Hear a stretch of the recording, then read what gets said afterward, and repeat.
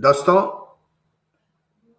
महामारियों का विश्व साहित्य और संस्कृति पर होने वाले प्रभाव मैं आज फिर हाजिर हुआ हूं और आपको याद दिला दूं कि अब तक इसके 2 एपिसोड मैं कर चुका हूं। पार्ट 1, जिसमें कि मैंने महामारियों का इतिहास बहुत विस्तार में बताया था और ये बताया था कि महामारियों ने किस तरह से मनुष्य जाति के ऊपर लगातार हमले किए हैं और उनको परास्त करने की कोशिश की है। उसमें मैंने ये भी दिखाया कि मनुष्य की जो जीने की जिजीविषा होती है, जो उसकी इच्छा होती है और जो उसकी जो आपदाओं से संघर्ष करने की जो लालसा होती है, उसके अंदर जो क्षमता होती है, उससे वो कैसे वायरसों के हमलों से मनुष्य जाति को बचा लेता है। उस पहले ही एपिसोड में मैंने 3 उपन्यासों का जिक्र किया था। जैक लंडन का उपन्यास the scarlet plague, Daniel Defoe का उपन्यास the journal of the plague year और एल्बर्ट कामू का उपन्यास प्लेग। दूसरे पार्ट में मैंने 5 उपन्यासों का जिक्र किया था, जिसमें पहला था पेल हॉर्स पेल राइडर, ये कैथरीन अन्ने पोर्टर का था, लिखा हुआ है। दूसरा था the last man, Mary Shelley का, और तीसरा था द स्टैंड, स्टीफन किंग का। चौथा था the end of October, Lawrence right का, और 5वां था मार्केज का उपन्यास love in the time of cholera. उसमें मैंने एक फिल्म का जिक्र भी किया था जिसका नाम था कॉन्टेजियन। दोस्तों, इस तीसरे एपिसोड में भी मैं कुछ उपन्यासों का और एक फिल्म का जिक्र करूंगा, लेकिन आपको चाहिए कि आप पहले के दोनों पार्ट भी देखें और उससे आपको बहुत सारी जानकारी मिलेगी। क्योंकि जब से कोरोना महामारी फैली हुई है पूरे विश्व में, लोगों ने महामारियों की किताबें पढ़ना शुरू किया है और these books are on demand, जिसमें नंबर 1 डिमांड पर है एल्बर्ट कामू का उपन्यास प्लेग। दूसरा जो है वो मार्केज का उपन्यास love in the time of cholera, और इसी के साथ एक फिल्म कॉन्टेजियन भी काफी चर्चा में है और लोग इसको लगातार इंटरनेट से पर खोज रहे हैं और उसको देख रहे हैं। आज के तीसरे एपिसोड में मैं 4 उपन्यासों का जिक्र करूंगा और एक फिल्म का भी। पहला उपन्यास जो है द आईज ऑफ डार्कनेस, ये एक अमेरिकन राइटर का लिखा हुआ है जिसका नाम है डीन कुंज। एक्चुअली क्या है कि डीन कुंज के इस उपन्यास को लोगों ने एक हॉट केक बना दिया है और ये इसकी बड़ी डिमांड अचानक से हो गई। हालांकि ये 1981 में लिखा गया था ये नॉवेल, और इसको 1984 में ये मतलब एक तरह से काफी उस समय चर्चा हुई थी इसकी चर्चा आजकल क्यों हो रही है, इसके पीछे एक कारण है, क्योंकि इसमें एक वायरस का जिक्र है जिसको कहते हैं, बहुत सारे लोगों ने कहा है कि ये कोरोना के वायरस से मिलता जुलता, यानी कोविड-19 के वायरस से मिलता जुलता है। हालांकि इस उपन्यास में उस वायरस का नाम वुहान 400 है और कोरोना के वायरस से इसमें बहुत फर्क है। एक चीज जो उसमें थोड़ी बहुत मिलती जुलती है कि ये वायरस लैब में बनाया गया और ये एक बायोलॉजिकल वेपन की तरह इसका इस्तेमाल करने की योजना बन रही थी। तो लेकिन जिस तरह से कोरोना के सिम्टम है, ये लंग पर इफेक्ट करता है और लंग को डैमेज कर देता है, जिससे आदमी की मृत्यु हो जाती है सांस लेने में तकलीफ के कारण। लेकिन इसमें ये दिखाया गया है कि वुहान 400 जो है वो दिमाग पर असर डालता है और दिमाग के सारे सेल्स को ये डैमेज कर देता है। ये उपन्यास एक्चुअली एक थ्रिलर है, जिसको आप जासूसी थ्रिलर भी कह सकते हैं। इसमें यह दिखाया गया है कि एक माँ है, एक माँ जो है वो उसका बेटा जब अपने स्कूली बच्चों के साथ ट्रिप पे जाता है तो वहां उसकी मृत्यु, तथाकथित मृत्यु हो जाती है। उसको सूचना मिलती है कि उसके बेटे की और अन्य साथियों के साथ और ग्रुप लीडर के साथ मृत्यु हो गई, ड्राइवर भी उसमें मर गया है। लेकिन माँ को विश्वास नहीं होता है कि उसका बेटा 12 साल का डैनी जो है वो उसकी मृत्यु हो गई है, क्योंकि इस उपन्यास में कई ऐसी घटनाएं होती हैं जिसको आप पैरानॉर्मल भी कह सकते हैं, मनोवैज्ञानिक भी कह सकते हैं, जिसमें उसको संकेत सा मिलता रहता है कि उसका बेटा अभी जिंदा है। जैसे बोर्ड पर कुछ लिखा जाता है, टाइपराइटर में कुछ प्रिंट होता है, रास्ते में बाजार जब जाती है तो देखती है कि कार के पीछे एक लड़का बैठा हुआ है जो हूबहू उसके बेटे की तरह है। तो माँ तय करती है कि ये पता लगाए कि उसका बेटा वाकई मरा है कि नहीं मरा है। शुरू में तो ये समझती है कि ये सारा खिलवाड़ उसके मन के साथ, उसके दिमाग के साथ, उसकी भावनाओं के साथ उसका एक पूर्व पति जो है वो कर रहा है। लेकिन वो जब तय कर लेती है तो वो अपने एक नए दोस्त के साथ, जो कि पेशे से वकील भी है, उसको लेकर वो इस अभियान में जुट जाती है कि उसका बेटा जिंदा है या मर गया है, और मर गया है तो उसकी डेड बॉडी कहाँ पर है। वो जब पता लगाने निकलती है तो वो देखती है कि उसका बेटा जो है वो एक मिलिट्री कॉन्स्पिरेसी का शिकार हो गया है, और उस मिलिट्री कैंप में वुहान 400 नाम का जो है वायरस बनाया जा रहा है बायोलॉजिकल वेपन की तरह, और उसमें उसके बच्चे को एज ए गिनी पिग इस्तेमाल किया जा रहा है। लेकिन होता क्या है कि उसका बेटा जो है उस पर मतलब मृत्यु के बजाय उसके अंदर एक बहुत जबरदस्त फिजिकल ताकत आ जाती है, इम्यूनिटी उसकी डेवलप हो जाती है डिफरेंट तरीके से, और उसका दिमाग जो है वो मतलब बहुत तेज काम करने लगता है और वो मैसेज भी भेज सकता है। जब ये माँ देखती है तो उसके बाद से क्या होता है कि माँ, बेटा और वकील मिल करके वहां पर जहां पर उस बेटे को नजर बंद कर दिया गया था, वो बेटा अपनी ताकत से वहां से जो रखवाले थे उनको मार पीट कर और उनकी हत्या करके वो वहां से निकल जाता है। ये एक अजीब व गरीब किस्म का थ्रिलर है, और लेकिन अगर मेरी अपनी राय अगर आप मांगे तो ये कोई बहुत बेहतरीन उपन्यास नहीं है, लेकिन चूंकि इसकी चर्चा बहुत हो रही है, वुहान 400 को कोरोना वायरस से कंपेयर किया जा रहा है, बायोलॉजिकल वेपन को चाइना द्वारा बनाए जाने वाले बायोलॉजिकल वेपन से कंपेयर किया जा रहा है, एक्सेट्रा एक्सेट्रा एक्सेट्रा, इसलिए आजकल ये डिमांड में है। तो मैंने सोचा कि मैं आप लोगों को भी इसके बारे में थोड़ी सी जानकारी दे देता हूं। दूसरा जो नॉवेल है वो है स्टेशन 11।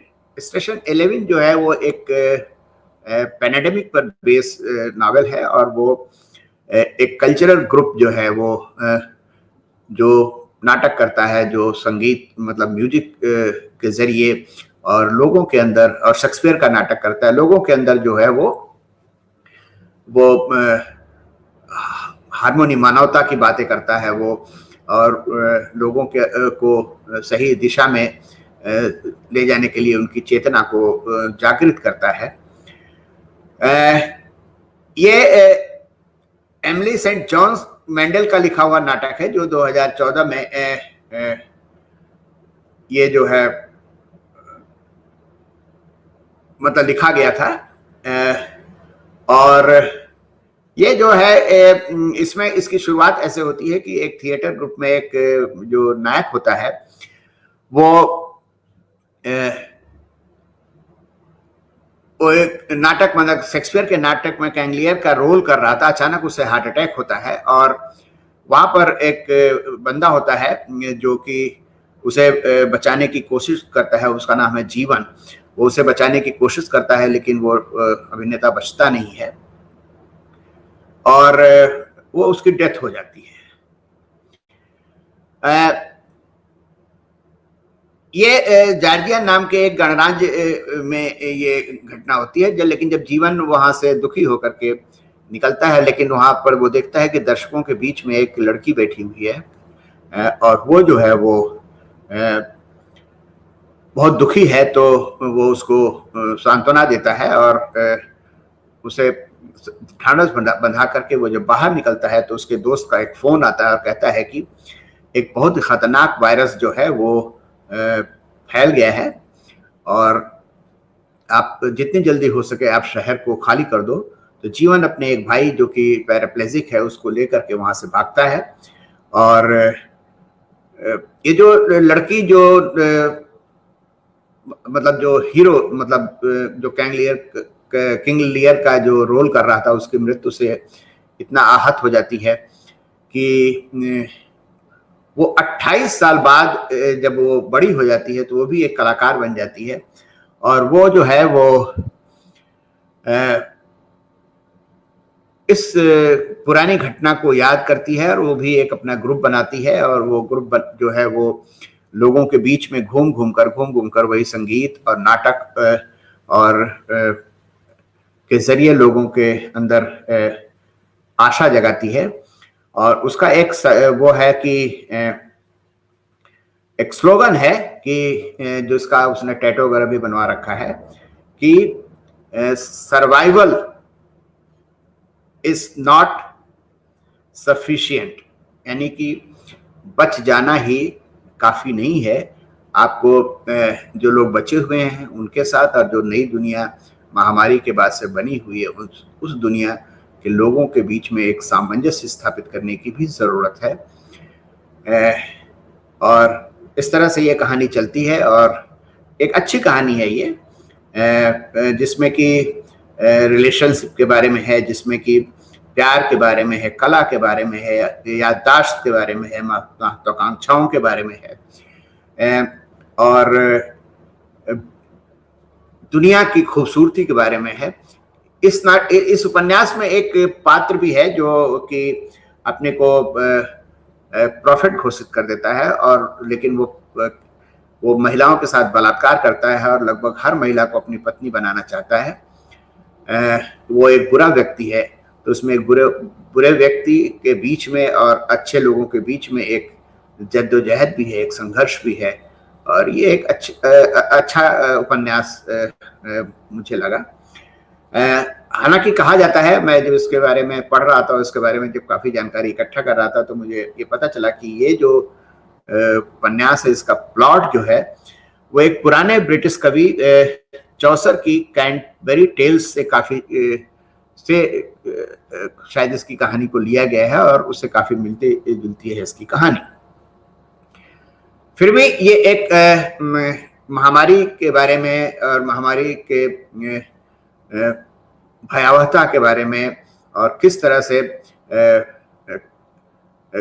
पूरे शहर को किस तरह से क्वारंटाइन कर दिया जाता है, किस तरह से लोगों को एक जगह कैद कर दिया जाता है, इन सारी चीजों का वर्णन और कैसे लोग मर रहे हैं, इन सारी चीजों का वर्णन इस उपन्यास में बखूबी किया गया है। एक तीसरा जिसका नाम है ब्लाइंडनेस और ये सरमागो का लिखा हुआ उपन्यास है। ये 1995 में बना गया था। सरमागो जो है वो एक पुर्तगाली लेखक हैं जिसका पूरा नाम जेस सरमागो है और ये एक विचित्र तरह के प्लेग की कहानी है। और इस उपन्यास पर सरमागो को 1998 में नोबेल पुरस्कार भी मिल चुका है। इस जो मैंने बताया कि इसमें जो प्लेग जैसी एक बीमारी है जिसे व्हाइट ब्लाइंडनेस कहते हैं, इसे व्हाइट एविल भी कहा गया है, जिसमें क्या होता है कि आदमी जो है वो पल भर में अंधा हो जाता है, यानी कि उसे कुछ भी दिखाई नहीं पड़ता, उसके आंखों के सामने एक सफेद सफेद सा पर्दा आ जाता है। और ये कहानी शुरू होती है एक ड्राइवर की कहानी से, जो कि अचानक जब गाड़ी वो चला रहा होता है तो वो देखता है कि एक चौराहे पर जब ग्रीन लाइट भी हो जाती है तो उसकी गाड़ी वहां से वहीं खड़ी है। तो लोग बाग शोर मचाते हैं और कहते हैं कि आपने गाड़ी अब गाड़ी हटाइए। तो वो कहता है कि मुझे कुछ दिखाई नहीं पड़ रहा। तो उसको एक ड्राइवर, जो दूसरी एक आदमी है जो गाड़ी चला लेता है, वो उसको ले करके उसको उसके घर पहुंचाता है। लेकिन दरअसल वो जो दूसरा ड्राइवर है वो घर तो पहुंचाता है, लेकिन वो एक कार चोर होता है जो कि उस पहले वाले ड्राइवर की, जो अंधा हो गया था, उसकी गाड़ी को लेके भाग जाता है। लेकिन देखते देखते वो ड्राइवर जो चोरी से गाड़ी लेके भागा था, वो भी व्हाइट ब्लाइंडनेस का शिकार हो जाता है। उधर पहले ड्राइवर की वाइफ उसको लेकर के एक आंख के डॉक्टर के पास जाती है। वो उसको देखता है और वो डॉक्टर भी इन्फेक्टेड हो जाता है। वहां पर उससे इलाज पाने वाले कई मरीज इन्फेक्टेड हो जाते हैं और देखते ही देखते पूरा शहर जो है वो व्हाइट ब्लाइंडनेस महामारी से ग्रस्त हो जाता है। डॉक्टर कहता है कि ये एक महामारी है, लेकिन सरकार और प्रशासन उसकी बात सुनते नहीं है। लेकिन जब लोगों की अंधे होने की संख्या बढ़ने लगती है तो सरकार के कानों पर जूं रेंगती है और वो उन्हें एक मतलब पागलखाने में उन सारे व्हाइट ब्लाइंडनेस के शिकार लोगों को वो असाइलम देते हैं। और फिर वहां पर वही कहानी चलती है कि वो भर जाता है, बेड नहीं मिलता, सरकार द्वारा सप्लाई किए गए खाने में मारपीट होती है, उसके ब्लैक मार्केटिंग होती है। वहां से लोग जब परेशान होकर भागते हैं तो जो मिलिट्री के गार्ड हैं वो उन्हें गोली मारते हैं, लोग मरते हैं। और मतलब एक भयावह सा दृश्य वहां पर क्लियर, मतलब वहां पर काफी दृश्य वहां पर उत्पन्न हो जाता है। बाद में क्या होता क्या है कि जो डॉक्टर है उसकी वाइफ वो बच जाती है अपनी इम्यूनिटी सिस्टम की वजह से, उसको ब्लाइंडनेस नहीं होता है। तो वो एक चाल चलती है और वो चाहती है कि उसका पति उसके मतलब पति के साथ रहे वो। तो वो अंधेपन का बहाना करती है और वो उसी मेंटल असाइलम में वो उसे भी भर्ती कर दिया जाता है। वहां पर वो पीड़ितों को बचाती है, अत्याचार और अन्याय के खिलाफ वहां पर उनको इकट्ठा करती है, आवाज उठाती है। और धीरे धीरे जब वायरस का असर खत्म हो जाता है, इसमें कहा गया है कि वायरस जो है अपनी जिंदगी जी चुका और वायरस अब जो है वो अपने वायरस का जो प्रकोप है अपने उतार पर है। और कहानी का अंत बड़ा सुखद होता है कि डॉक्टर की पत्नी जो है वो अपनी छत पर से देख रही है कि लोग बाग जो है वो जो अंधेपन से बच गए हैं वो किस तरह से सड़कों पर भीड़ लगा के नाच रहे हैं, खुश हो रहे हैं और जिंदगी को फिर से जीने की कोशिश कर रहे हैं। एक चौथा जो उपन्यास जिसका जिक्र मैं आज करूंगा उसका नाम है द डॉग स्टार्स। ये पीटर हेलर का लिखा हुआ है और ये 2012 में आया है। और उसमें भी एक पेंडेमिक का जिक्र है और उसमें दिखाते हैं कि पेंडेमिक में जो है वो एक बंदा है जिसका नाम है हिग जो है वो बच जाता है, लेकिन उसके सारे जानने वाले, उसकी पत्नी, उसके दोस्त, उसके सारे परिवार के लोग, नोन टू सारे उसके जो हैं वो उसमें मर जाते हैं। वो क्या करता है कि वो एक जो एयरपोर्ट पर एक हैंगर होता है जहां पर पुराने जहाजों को रखा जाता है, वहां पर वो अपने को रहता है अपने कुत्ते के साथ। और वहीं पर उसकी एक दोस्ती जो होती है वो एक बंदे से होती है। और वो वो जो बंदा है वो डिफरेंट टाइप का बंदा है, मतलब वो उसके हाथ में बंदूक होती है और वो हर चीज को मारने के लिए हर बात पे बंदूक उठा लेता है और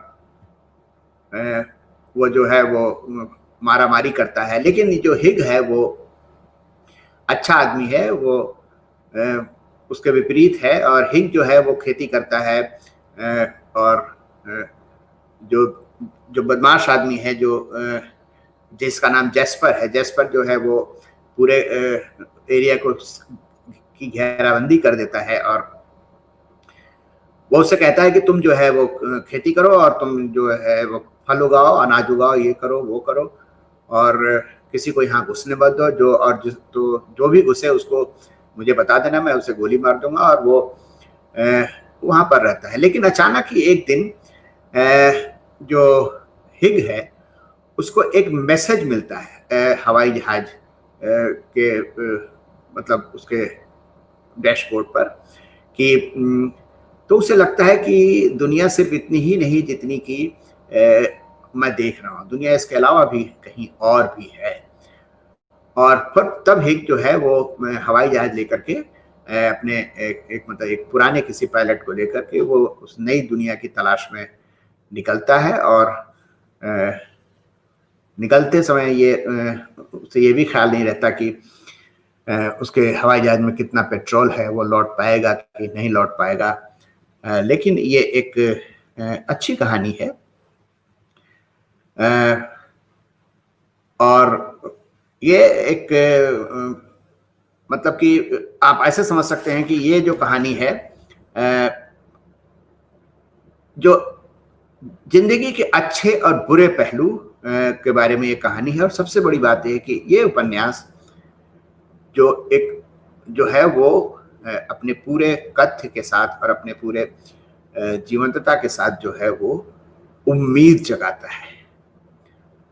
और लास्ट में मैं यहाँ पर बताऊंगा कि एक फिल्म के बारे में जिसका नाम है आउटब्रेक, जो 1995 में बना हुआ था। ये रिचर्ड बर्स्टन के नावल पर आधारित है जिसका के नाम है हॉट जोन है, और इसे डायरेक्ट किया था वुल्फगैंग पीटरसन ने। ये नावल 1994 में लिखा गया था। नावल के बारे में तो मैं बात नहीं कर रहा हूँ, मैं फिल्म के बारे में बात कर रहा हूँ। यहाँ पर ये भी एक महामारी पर आधारित एक फिल्म है जिसमें इबोला की तरह का एक मोटा बोला वायरस जो फैल जाता है और फैल जाता है। लेकिन जो वो वहां पर क्या होता है कि इस वायरस से एक मिलिट्री कैंप के सारे सैनिक इन्फेक्टेड हो जाते हैं। लेकिन उस कैंप का जो कैप्टन होता है वो क्या करता है कि उस कैंप को ही उड़ा देता है ताकि ये खबर बाहर ना पहुंचे। और उसके कई सालों बाद एक नया कैप्टन को, उस नए कैप्टन को वायरोलॉजिस्ट के साथ भेजा जाता है कि पता लगाए कि क्या हुआ था एक्चुअली। तो उसे पता चलता है कि इस तरह का एक वायरस फैला हुआ था और जिसमें सारे सैनिक जो हैं वो इन्फेक्टेड हो गए थे। और दरअसल इसमें एक कहानी ये भी है कि एक वाइट हेयर्ड मतलब सफेद सिर वाला जो बंदर है वो उसे कोई पकड़ के स्मगल करने के लिए ले जाता है, और वो बंदर जो होता है वायरस से ग्रस्त होता है और वो जो पकड़ के लाता है उसको वो नोचता है और उस बंदे को भी इन्फेक्शन हो जाता है, वो भी मर जाता है। और इस तरह से दिखाया गया है कि महामारी के आफ्टर इफेक्ट्स से बचने के लिए और महामारी को कंट्रोल करने के लिए, महामारी को छिपाने के लिए मिलिट्री शासन सरकार किस हद तक जा सकती है इस फिल्म में दिखाया गया है। मतलब जिसमें जो कि how far the military and civilians agencies might go to contain the spread of the deadly contagious disease। तो इसी के साथ मैं अपनी बात यहाँ पर ख़त्म करता हूँ और अगले शुक्रवार को इसी तरह मैं कुछ और उपन्यासों के बारे में, कुछ और फिल्मों के बारे में आप लोगों से बातें करूंगा। उम्मीद है कि आपको ये पसंद आया होगा, तो आप इसे देखिएगा, इसे लाइक कीजिएगा, इसे शेयर कीजिएगा और सब्सक्राइब कीजिएगा। और पुराने दोनों जो हमारे एपिसोड हैं मेरे, वो उसको भी ज़रूर देखिएगा, क्योंकि इससे आपको काफ़ी कुछ सीखने को मिलेगा।